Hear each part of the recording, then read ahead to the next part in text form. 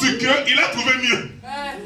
Mais Dieu, quand il te fait la promesse, même s'il trouve mieux, ce qu'il a dit sur toi, c'est seulement avec toi qu'il le fera. Puisqu'on a compris ensemble ceci. Ce qui m'appartient, si je reste dans la foi, la chose me localisera. Les mages ont suivi l'étoile jusqu'à ce qu'ils ont trouvé la personne de Jésus. Un bébé. Mais ils ont trouvé l'étoile. L'étoile les a conduits jusqu'à Jésus. Je te dis que l'huile qui se trouve entre les mains de Samuel ne sera jamais versée sur la tête d'Eliab. L'huile là va seulement être versée sur la tête de David. Même si David pue, sent mauvais, on attendra David jusqu'à ce qu'il soit là. Et il y a quelque chose qui t'attend. Il y a quelque chose qui t'attend. Tu n'es pas en retard. Tu es en retard par rapport à eux, mais par rapport à Dieu, tu n'es pas en retard.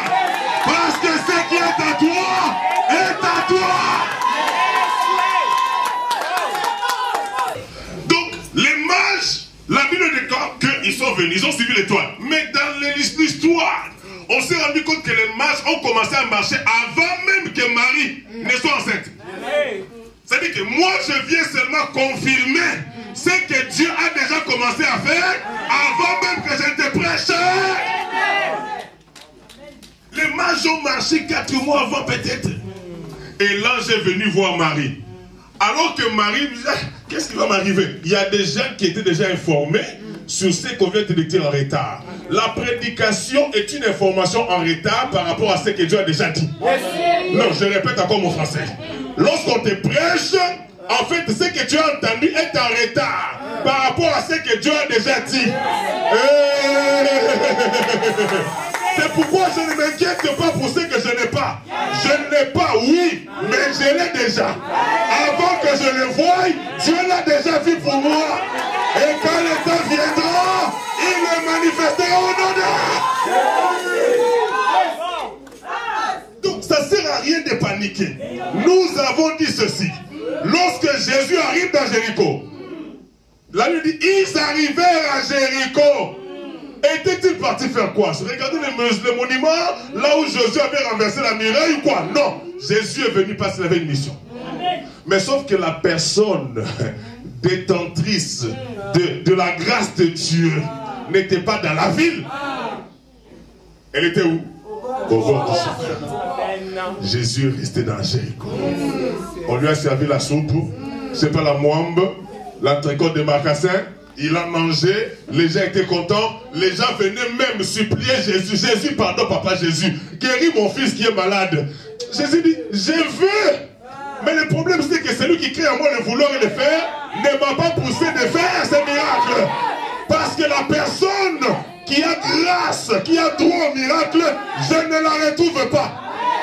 Si ton mari te cherche, il te cherchera jusqu'à ce qu'il te trouvera. Ah, je veux des vrais amens, des vrais amens, des vrais amens. Donc, Jésus cherchait. Ils arrivaient à Jéricho. L'erreur qu'ils ont commise, c'est quoi? C'est de vouloir comparer Jésus aux autres.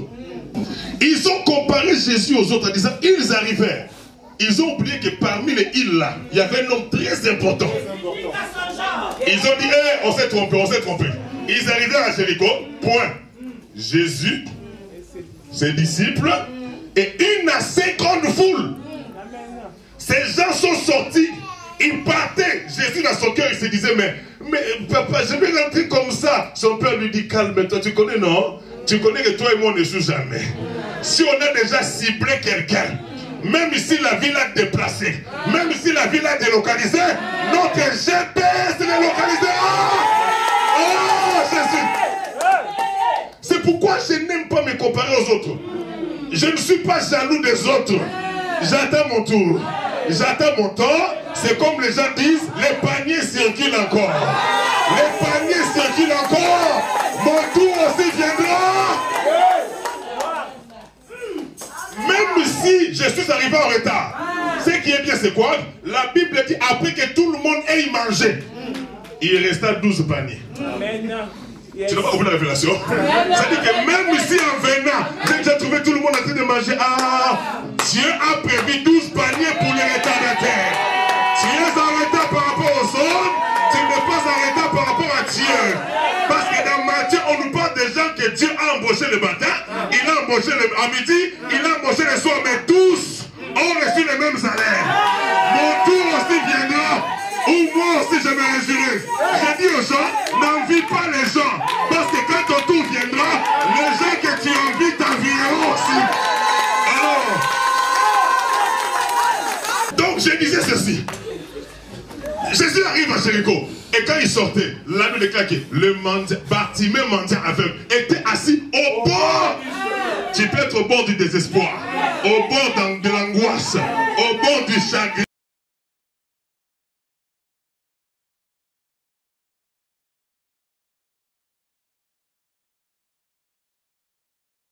Avant de la Pointa, vous allez vous rencontrer là, au Pointa. Avant qu'il ne sorte, il va boucher ton cœur. Ayant entendu parler de Jésus, il a dit c'est l'occasion ou jamais. Il s'est mis à crier, il disait tais-toi. Il dit non. Je n'ai plus le temps d'écouter les gens. J'ai le temps d'écouter seulement Dieu. Fils de David, aie pitié de moi. La Bible dit Jésus s'arrêta. Ce n'était pas la première fois qu'il s'arrête. Dans Jéricho, il s'est arrêté aussi, c'est sûr. Mais sauf que là, il a compris que Mutuna Lukaka.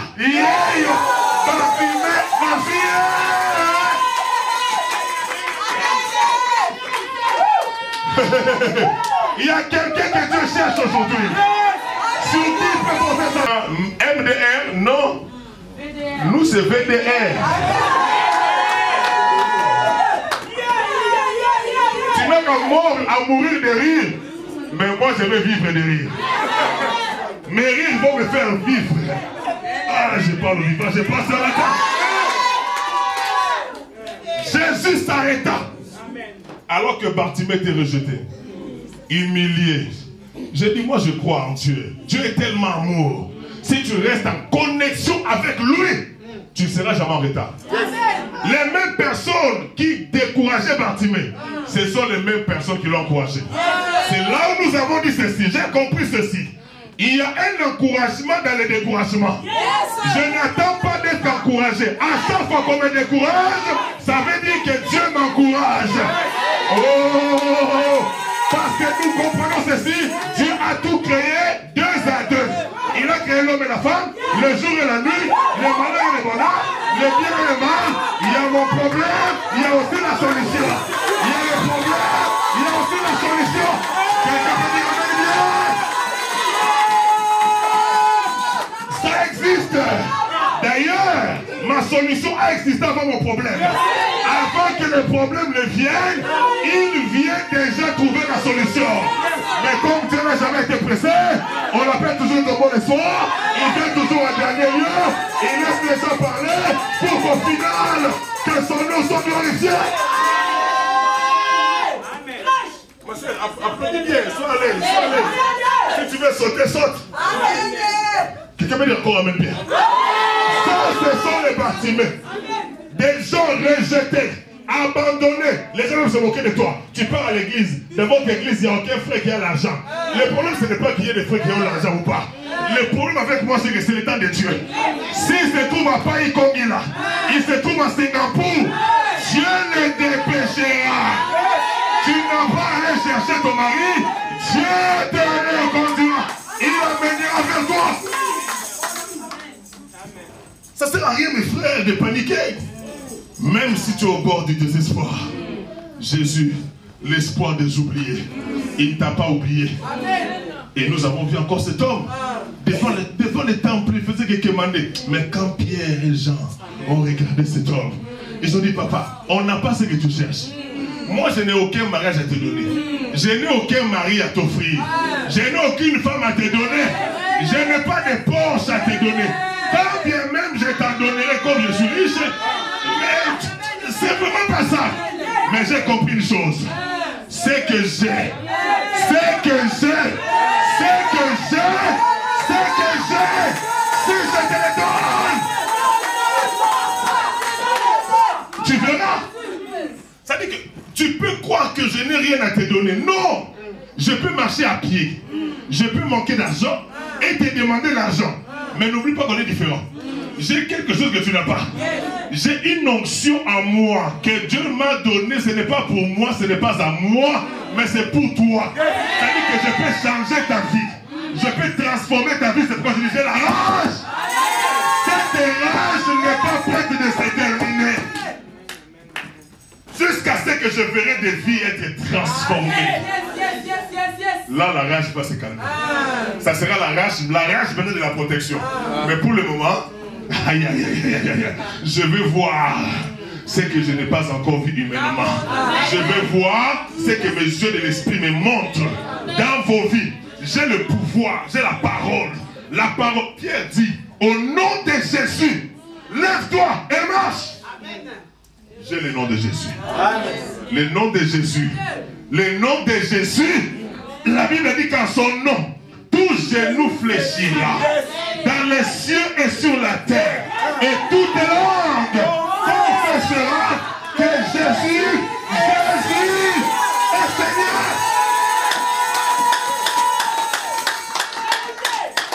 Jésus n'est pas un petit Seigneur. C'est le vrai Seigneur. À chaque fois que son nom est cité, il y a quelque chose qui se passe. Au nom de Jésus, il ressort quelque chose. Oh, mais c'est vague. C'est pas un problème. Les services de renseignement de Dieu connaissent ce dont tu as besoin. S'ils trouvent seulement la foi en toi, en disant seulement je reçois là, tu reçois aussi quelque chose. Que veux-tu que je fasse pour toi? Maître, que je recouvre la vie. Jésus lui dit, ta foi t'a sauvé. Ta foi peut te sauver aujourd'hui. C'est ça notre problème, nous chrétiens. On n'a pas la foi. On a la foi aux paroles des hommes. Lorsqu'un sorcier de ta famille te menace, tu vas voir comment tu vas prier. C'est le sorcellerie. Non, pas moi. Ça n'a rien. Ça n'a rien. Les anges rigolent. Mais quand Dieu te dit, sois béni. Mais quand tu sors ici, tu rentres chez toi, tu regardes la montagne des factures. La foi part. La foi ne calcule pas les problèmes des hommes. La foi est rattachée aux solutions que Dieu a. Dieu a plusieurs solutions. Quelqu'un peut dire encore amen. Ça, c'est l'évangile que nous vous apportons. Et si vous croyez en cet évangile, je vous assure au nom de Jésus, il y a quelque chose qui commence dans vos vies. Amen. Lisez avec moi Jean chapitre 5. Amen. Jean chapitre 5. Nous allons voir encore un autre homme. Ça, c'est le rappel seulement de ce qu'on a. Parce que le 14e miracle est là. Les gens ont critiqué Élisée. Élisée aventurier. Tiens, double point. Quelle double portion? Et voilà que quand on a abandonné les cadavres qui a touché les os de notre cadavre. Tu vois, Dieu est fidèle. Hein? Dieu suit même les cadavres des gens. Ça dit que Dieu est fidèle même dans la tombe. Amen. Parce que si tu meurs sans la fidélité de Dieu, quand Jésus reviendra, tu ne seras pas enlevé. La Bible dit au son de la trompette, à la voix de l'archange, les morts en Christ. Ils sont morts vis-à-vis des hommes, mais ils sont vivants vis-à-vis de Dieu. Dieu les ramènera à la vie. La parole ne fait pas pourrir. C'est pourquoi on dit, pour tous ceux qui vivent, il y a encore de l'espoir. Tu n'as pas droit à la panique, parce que celui qui t'a sauvé n'a pas encore dit son dernier mot. D'ailleurs, pourquoi même quand on dit que Dieu n'a pas encore dit son dernier mot? Ça n'existe pas le dernier mot de Dieu, parce que quand Dieu parle, c'est déjà le dernier mot pour lui. Tu n'as pas compris, hein? Je répète encore. Oh Dieu, c'est pas grave, tu n'as pas encore dit ton dernier mot. Mais non, dire qu'on doit attendre les derniers mots de Dieu suppose que ce que Dieu a dit, il peut revoir, il peut changer cela. Non. Quand il dit un mot, la chose arrive. Le dernier mot de Dieu, c'est ce qu'il a déjà dit. Non, j'insiste encore.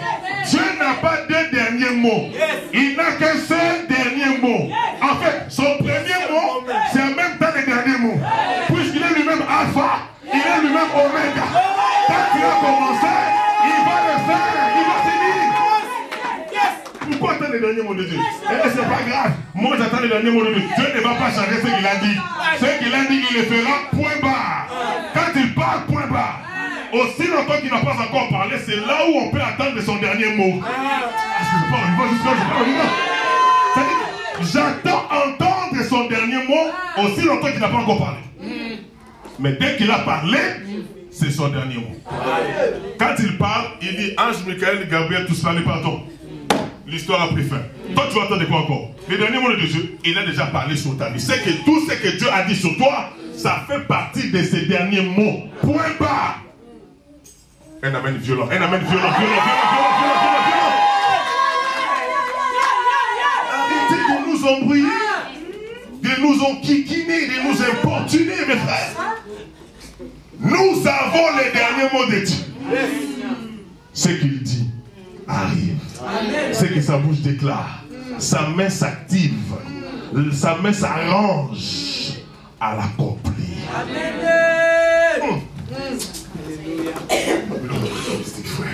Seigneur, Jean chapitre 5.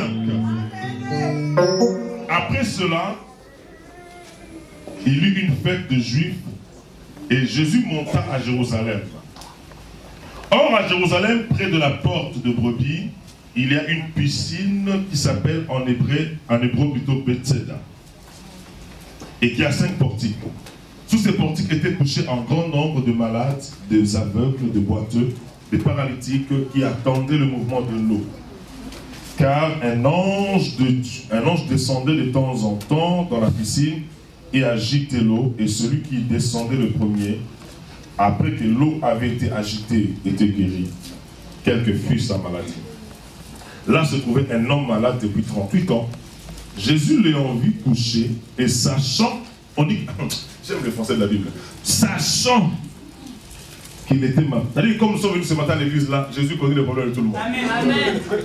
Il connaît aussi nos solutions. Amen. Mais ce qu'on doit comprendre, c'est quoi? C'est que lorsqu'on va à la rencontre de Dieu, Dieu ne va pas t'imposer les mains. Dieu, il va susciter des choses. Yes. Il va créer des situations pour que toi tu réagisses et qu'automatiquement ce qu'il a prévu pour toi vienne à toi. Amen. Est-ce que vous avez compris? Ça dit que Jésus a tout fait pour que les gens parlent de lui et que Bartimée en entende parler. Tu comprends ce que je dis là? Et Dieu attendait seulement entendre Bartimée dire quelque chose.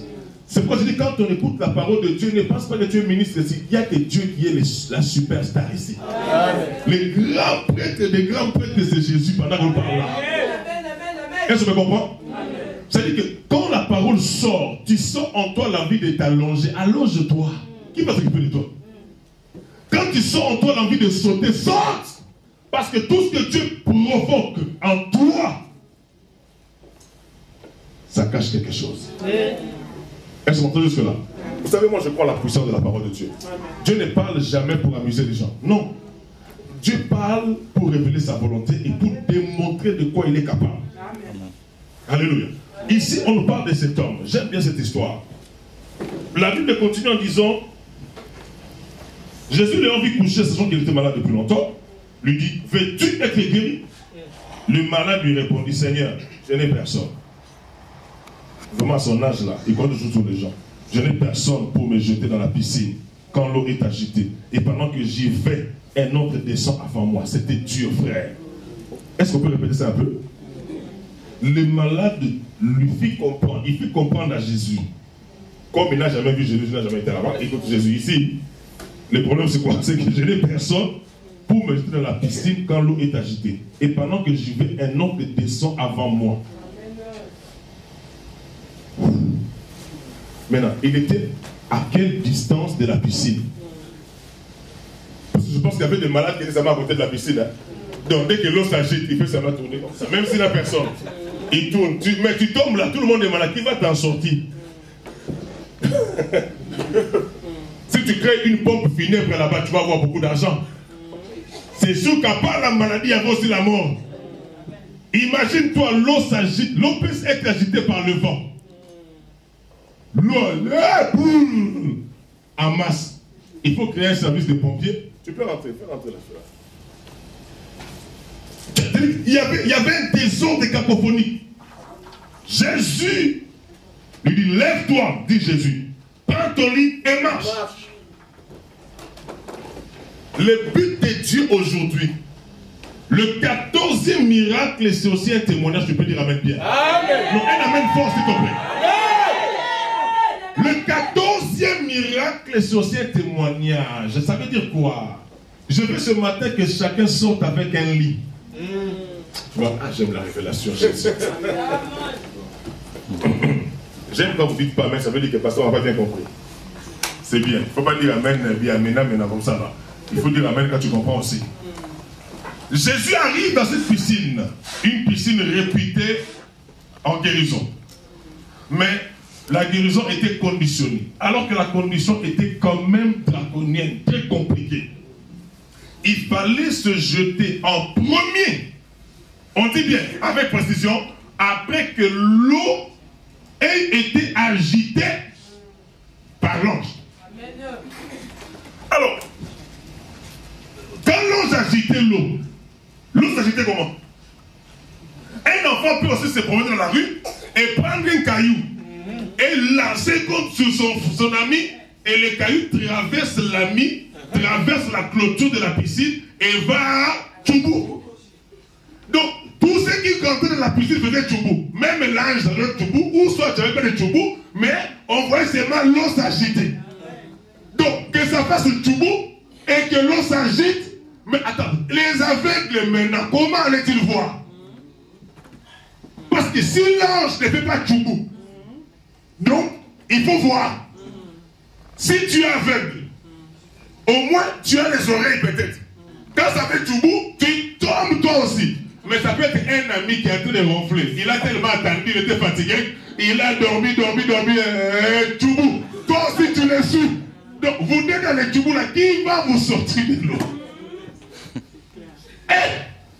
Non, dites Dieu est bon. Dieu est bon. Frère, ce que je vous prêche ce matin, ça exprime, ça prouve la bonté de Dieu. Amen.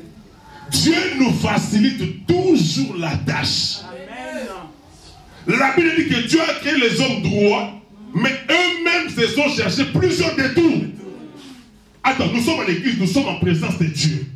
Quand on parle de Dieu, c'est lui qui a créé ce qu'on voit et ce qu'on ne voit pas. C'est lui qui est capable d'appeler à l'existence des choses qui n'étaient pas comme si elles étaient. C'est lui qui est capable de rendre rouge ou noir. C'est lui qui est capable de prendre un pauvre et le lever. Attends, quand Dieu élève un pauvre, même si le pauvre ne connaît pas ce que c'est un couvert, ou le couvert, il ne sait pas manger avec la fourchette, ce n'est pas le problème de Dieu. On va lui apprendre ça là-bas. Les gens peuvent se moquer de lui au loin, mais en face, personne ne peut parler de lui. Frère, il arrive des moments où les gens peuvent se moquer de toi en live. Tu peux entendre les échos de moquerie des gens, mais le temps aussi a sonné. Où les mêmes personnes qui avaient l'habitude de se moquer de toi en face, ils auront du mal à ouvrir leur bouche parce qu'ils savent que s'ils parlent mal, ils peuvent rater beaucoup de choses. Tu peux dire amen bien? Je t'autorise à me critiquer au loin, parce que tu n'auras plus le temps de me critiquer en face. Parce que tu avais la force de me critiquer en face, parce que tu sais que je ne te ferai rien. Mais sauf que là, même si moi je ne te fais rien, mon aura, mes boys, mes bénédictions, mes travailleurs, je ne dis pas qu'ils vont t'attaquer, mais ils vont te rappeler peut-être à l'autre. Alors tu dis, oui papa mon côté, la Bible dit Dieu enverra la terreur au devant de toi. Mon ami, nous sommes dans la rage de récupérer réellement les promesses que Dieu nous a faites. Qui sont en train de dormir comme ça. Piscine de Bethesda, réputée en miracle, en guérison. Alors, le monsieur, Jésus lui pose la question. Il dit, veux-tu être guéri? C'est le français, non? Veux-tu être guéri? Il dit, je n'ai personne. C'est-à-dire que la nature de la question et la nature de la réponse, dichotomie totale. C'est la même chose que nous faisons aussi à l'église. Attends, tu viens à l'église en retard, par exemple, ou tu t'absentes à l'église, ou quand on dit prions, tu ne pries pas. Tu ressembles à cet homme. Dieu te donne l'occasion d'être guéri, d'être béni, d'être sauvé, mais tu refuses. À lui, on a posé la question, veux-tu être guéri? Mais pourtant, quand on dit prions, venons à l'église, c'est une question que Dieu nous pose aussi. Voulez-vous me rencontrer? Toi tu dis, ah papa, j'étais à une fête jusqu'à 6 h du matin, laisse tout le monde a tellement dansé que le matin je n'ai pas de force quoi, de me lever. Diras-tu cela à ton patron? Mais ne cherchons pas des révélations, rentrons seulement dans le monde. Tu vas dans une fête, les fêtes surtout les Africains. Tu vois que c'est des gens qui n'ont rien à faire de leur vie.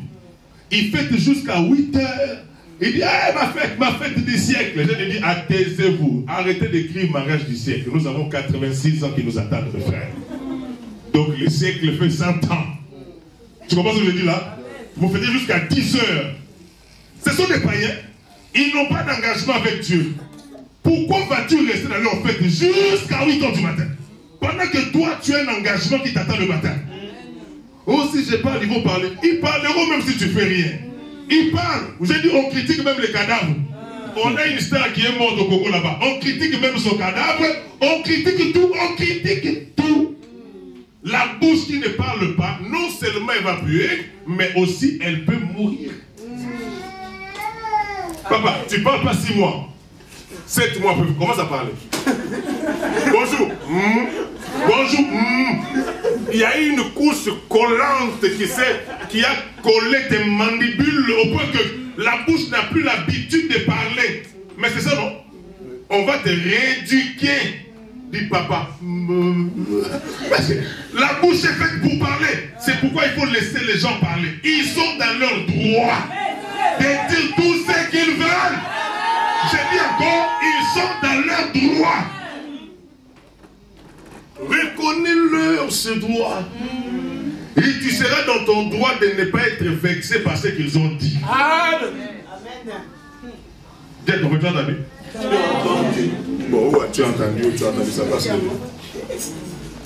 Jésus arrive. J'aime l'homme de Galilée. Amen. Il ne s'annonce jamais.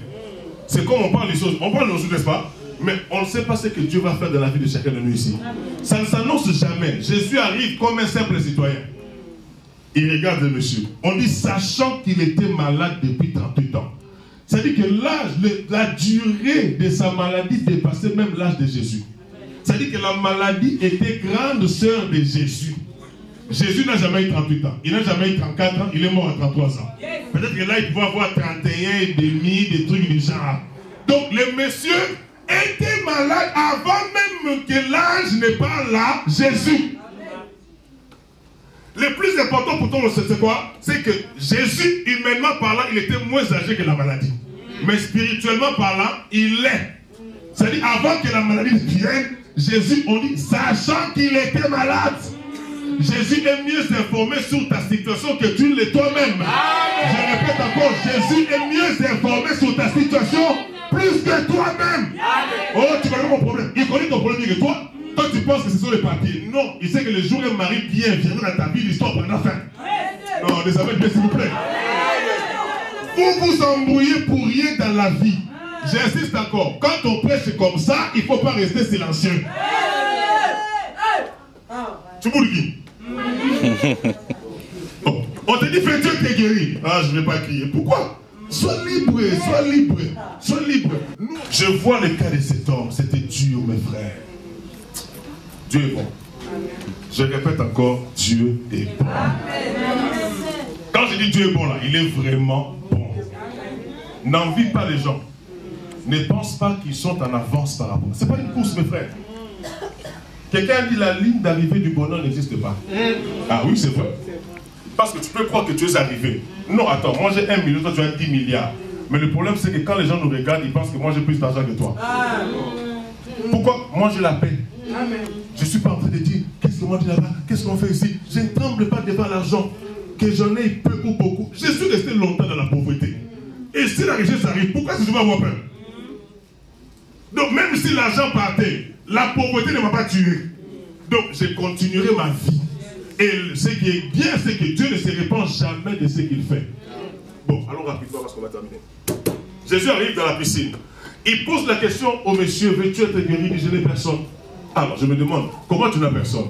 Tu es au sein de nos Gomagouna. Comment as-tu fait?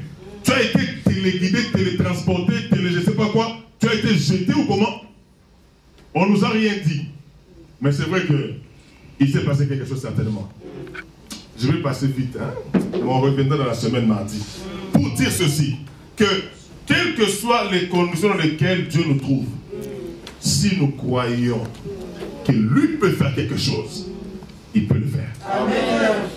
Jésus dit au monsieur, écoute, je ne sais pas si tu as trahi les gens, tu as injurié les gens, parce que les gens sont bizarres, hein? Tu peux lui rendre des services, mais tu deviens comme son domestique. Le mec est arrivé. Il pose la question au gars, il dit, papa, veux-tu être guéri? Il dit, je n'ai personne pour me jeter. Moi, je déteste les gens qui aiment qu'on ait pitié d'eux. Je déteste ces comportements-là. Ça va?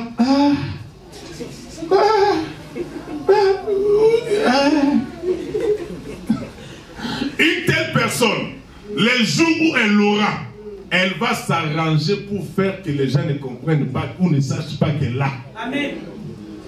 Parce que les jours où tout le monde saura que Dieu a, on va plus t'aider. Attends, vous savez qu'il y a des gens dans ce monde, en Afrique, surtout au Congo, il y a des gens qui sont contents de leurs conditions. Ça veut dire, il est paralytique, tu le guéris, il va t'injurier. Est-ce que moi je demande de me guérir? Laisse-moi comme ça. Pourquoi? Parce qu'il gagne sa vie derrière son état. Je vais raconter l'histoire de ce monsieur. On a fait une croisade. On a vu Dieu faire des miracles. Et le monsieur passe pour témoigner. Il dit quoi? Ben aimé, alléluia. Amen. Moi j'étais venu, j'avais mal à la tête. Les gens le voient, il est bossu. Les gens se disent, bon, peut-être qu'en témoignant, la bosse va disparaître. Donc les gens voient son problème en live comme ça. Mais lui, non, ce n'était pas un problème pour lui. Il vient dire, alléluia. Amen. J'avais très mal à la tête. Maintenant, quand l'homme de Dieu a prié, je n'ai plus mal à la tête. Et c'est monté. Ah, l'homme m'a dit. Quel est ce mot? Nous, on attend que tu nous parles de vraies choses, que la bosse a disparu. Ça dit que c'est comme ça avec les gens. Jésus lui dit, fais Dieu qui guérit. Lui, il est resté là. Son problème, ce n'était pas sa maladie. Son problème, c'était avec les gens. Vous allez mourir comme ça dans la vie. Dieu parle comme on parle là. On parle pour vous faire du bien, pour que Dieu bénisse vos vies. Non, toi, ton problème à toi, c'est quand je vais sortir de l'église là. Comment je vais lui parler, les textos je vais lui envoyer. Il va sentir. Donc tout ce qu'on fait là, c'est rien pour toi. Et moi, j'ai pris, Seigneur, montre-moi des gens comme ça. Je ne prierai plus jamais pour eux. Parce que c'est que Dieu n'arrive pas à faire pour toi. Et que moi, je me fais quoi? Puisque moi, je fonctionne avec sa force. Tu vois, 28 de guéri, 38 ans. J'ai compris que ce n'était pas le problème de guérison. Son problème, c'était autre que sa maladie. C'est pourquoi Jésus pose la question à Bartimée. Veux-tu être guéri?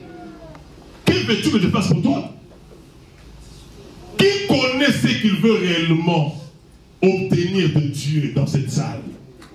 Tu verras que, en tout cas, sur 10 mains qui vont se lever, ou même 100 mains, vous remarquerez avec moi, il y aura peut-être une seule personne qui sera dans la volonté de Dieu.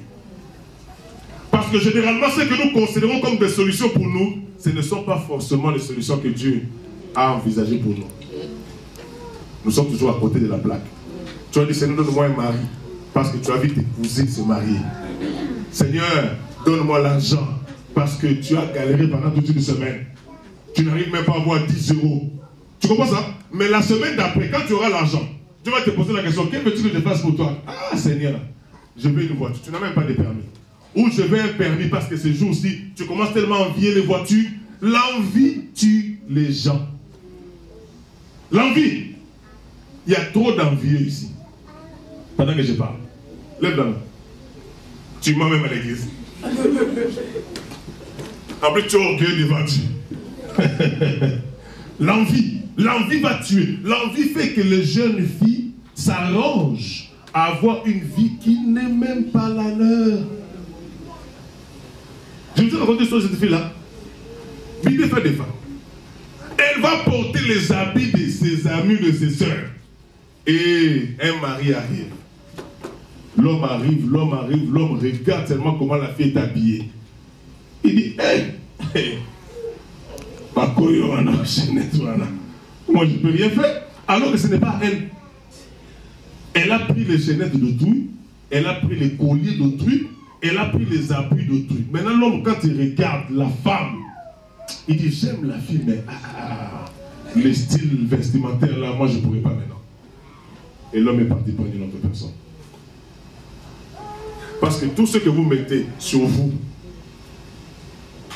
si le propriétaire est maudit, sa malédiction vient sur toi. Donc quand tu passes, les gens ne te regardent pas toi. Les gens commencent à regarder l'esprit qui est sur ce que tu as mis sur toi.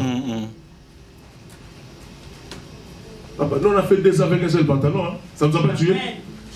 Quand je dis 2 ans, tout terrain 4x4 partout défini. Amen. Tu m'invites dans une fête, j'aurai les pantalons. À l'école, j'ai les pantalons. À l'église, j'ai les mêmes pantalons. Et j'ai commis l'erreur un jour de faire quoi? De nettoyer les pantalons. J'ai mis les pantalons dans l'eau chaude. Eh, pantalon piclage. Et piclage. J'ai pris les pantalons, j'ai dit pantalon, pardon. J'ai repassé. J'ai pantalon piclage. Et il faut voir les dimensions des plis. Tu vois, tellement que j'ai dit, comment c'est le pyjama. Tu l'as en pyjama. Les matins, pantalon de sortie, pantalon de tout. Et le pire, c'est les chaussures que j'avais. Les gros bébés de l'orteil qui étaient sortis. Donc j'ai porté. Les gros bébés ont dit, ah, fatigué, sorti. Papa, tu vois que c'est sorti, mais tu vas faire comment? On m'invite un jour prêcher, je parlais sur la prospérité. Le diable me dit franchement, entre toi et ce que tu vas enseigner, ne sens-tu pas que tu vas te mentir un peu seulement? Et il a hauteur. Mais Seigneur, qu'on s'entende bien. Que les modérateurs soient gentils. J'ai dit au modérateur, tu vois, c'est pourquoi je n'ai pas l'habitude qu'on me présente, parce que je suis resté comme ça. J'aime pas l'habitude. J'aime pas. On va appeler l'homme de Dieu, planétaire. Non. On va prier pour la parole. Non, mon déjà. Pas un micro. Habitude, frère. Et le monsieur là, il était méchant. Il a oublié notre combine. Prions pour la parole. Et moi, je me préparais. Amen. Nous avons un homme de Dieu aujourd'hui. Aïe. Tu enseignes bien. Et en plus, ça pouvait être encore ici, hein, tu vois là. En plus, c'était le gros bébé là, droite. Tu vois un peu? Oh, on doit attendre mon arabe, c'est un caractère, bon. Il se gratte, quoi. Donc, rien. Et la distance, là où j'étais assis, et là se trouvait la chair. Dans tout le monde te voit. J'ai dit, Seigneur, pourquoi faut vraiment aveuglement? Non, Dieu n'a pas besoin de les frapper d'aveuglement. Dieu veut qu'il voie. Pour que quand il verra encore demain, qu'il dise qu'il y a ça va comme ça. Amen. Alléluia. Et pourtant, moi qui aimais la sape, Dieu m'a dit, je vais te humilier, je vais enlever cet esprit. Je peux rester même là. Je peux porter les 3 pantalons, un pantalon pendant une semaine. Ce n'est plus mon affaire. Je vois loin. Vous qui êtes encore des petits trucs comme ça là. Steve Jobs, je vous dis non. On le voit toujours avec pantalon jean et son truc blanc. Noir. Noir, oui. Tu vas dire comme il a beaucoup d'argent, il en avait plusieurs. Mais il n'a plus ce temps-là, ingénieur, chercheur. Il est bloqué dans ces trucs. Ne soyez pas victime de la logique du monde. Jésus lui dit, lève-toi, prends ton lit et marche. Il n'a pas calculé tous ces trucs-là. Il a dit, lève-toi seulement, prends ton lit et marche. Attends, il pouvait se dire, lève-toi et marche. Mais pourquoi devrais-je prendre encore mon lit? Parce que dans ce monde, les gens, ils ne calculent pas le fait que tu marches. Ils calculent plus les lits que tu transportes. Parce que ton lit, c'est ton témoignage. J'étais pauvre et voilà qu'aujourd'hui, Dieu m'a restauré. Donc, j'ai mon témoignage avec moi. Tu dois avoir un lit. Moi que vous voyez là, j'ai fait 70 000 fausses couches. Mais voilà mon lit. C'est mon lit. Les gens lui ont dit, pourquoi marches-tu avec ton lit? Il dit, laissez-moi, c'est mon lit à moi. C'est lui qui m'a guéri là. Il a dit, lève-toi et prends ton lit et marche. toujours de toi. Moi, j'étais sidatique. On s'en fout. Hein? Toi, tu t'en fous. Moi, j'ai ma normale. Pour moi, je suis normal lorsque je fais ce témoignage. J'ai les papiers du médecin. Il avait dit j'étais séropositif. J'étais, je ne sais pas comment. Mais aujourd'hui, celui qui m'a guéri m'a dit partout où tu iras, sois avec ton lit. Sois avec ton lit.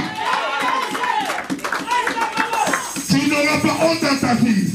Lorsque le Seigneur te visitera, de raconter aux gens qui tu étais. Aujourd'hui, mon frère, je peux donner témoignage de ma vie, ça me porte peu. Pourquoi? C'est mon lit. Toute personne qui n'a pas un lit doit chercher un lit ce matin.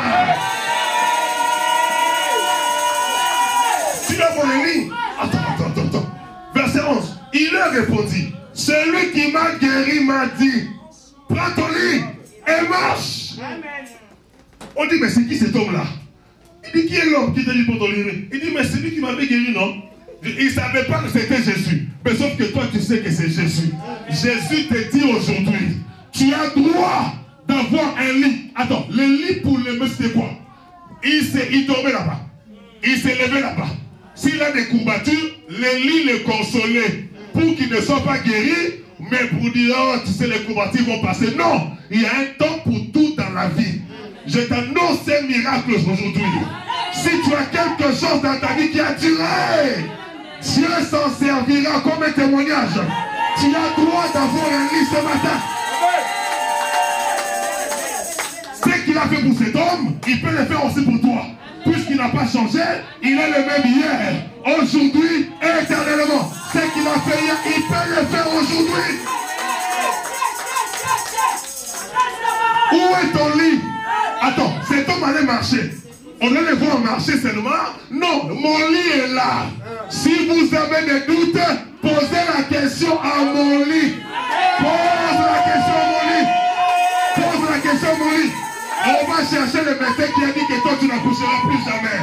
Si tu as des doutes, va poser la question à mon médecin. Il m'a déclaré incapable.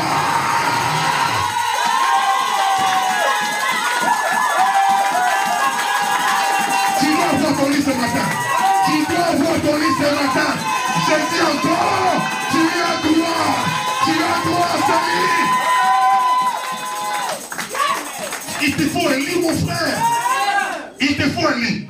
C'est qui le lit? Ce garçon-là qui a dit si je te laisse, t'es un papier, toi. Papa, on va parler le même français. Mais sauf que j'aurai mon lit à côté. Un beau gars, bon chic, bon genre. Volez avec moi. Quand il te regardera, tu diras bonjour tonton. Oui, qui est-ce? C'est mon lit. Tous les. Il m'avait sous-donné. Il m'avait abandonné. Il a cru qu'en m'abandonnant, il va me délaisser comme ça. Alors qu'en m'abandonnant, je suis tombé sur les eaux d'Élysée. Les eaux d'Élysée. Les eaux.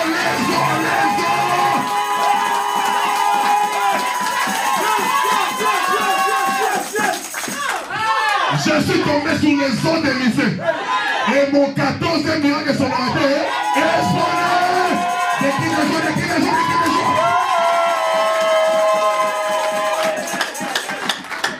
C'est ça l'évangile que nous prêchons, mes frères. Les dieux de rejeter. On peut m'abandonner. D'ailleurs, je suis content qu'on m'abandonne. C'est qu'on me donne l'occasion de ne plus compter sur les hommes, de ne compter que sur l'éternel. Les dieux qui disent mort, la chose arrive. L'homme de Galilée. Celui qui était mort et qui était ressuscité. Je prêche, c'est Jésus. La première personne a conjugué le verbe de mourir au temps passé. Il a dit à Jean, j'étais mort, mais aujourd'hui, je suis en vie. C'est celui que je prêche. C'est celui que je t'annonce aujourd'hui. Si tu crois en lui, tu vas croiser les miracles de ta vie.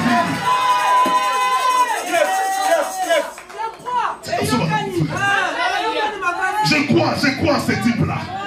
L'homme de Galilée, les jeunes hommes de 33 ans, les plus beaux d'entre 10 000, les lions, les lions, les lions, les lions, les lions, les lions, les lions de Juda.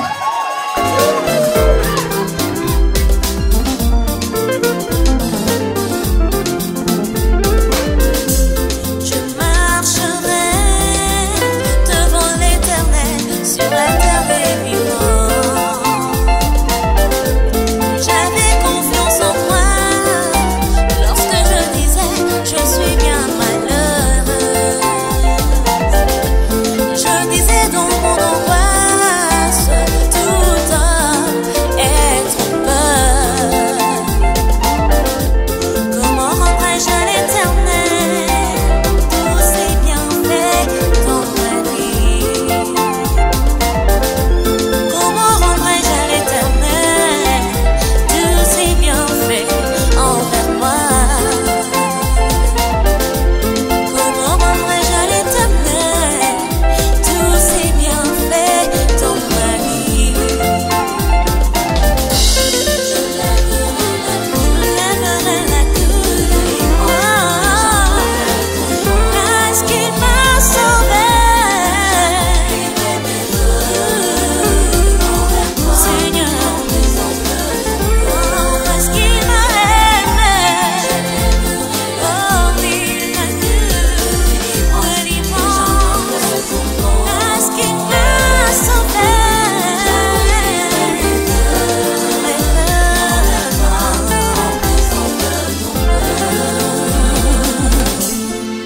Car ta bonté s'élève au-dessus des cieux. Élève-toi, Seigneur. Élève-toi, Seigneur. Que ta gloire brille sur la terre. Car ta bonté s'élève au-dessus des cieux. Élève-toi, Seigneur. Élève-toi, Seigneur. Que ta gloire